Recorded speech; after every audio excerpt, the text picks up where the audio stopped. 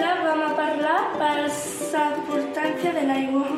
Per exemple, quan ens rentem les mans tenim que tancar l'aixeta mentre ens posem el jabó perquè no està en l'aigua. Per què? Si podem gastar l'aigua que vulguem, hi ha molta aigua a la mar i podem fer mal ús d'ella. No, no dona igual. Com sabeu tots, a Espanya i a Eivissa estem amb sequera. L'aigua dolça costa molt aconseguir-la i cada vegada hi ha menys. Ah, sí? De veritat, no sabia que estava en sequera. Ara tindrem més en compte. I per què estem en sequera? Estem en sequera per culpa del canvi climàtic. L'augment de temperatures està secant rius, aqüífers i llacs d'Espanya. I no plou! I com ja no plou tant, tenim que tenir en compte l'aigua que gastres. I com podem cuidar l'aigua? Dutxar-se en lloc de banyar-se.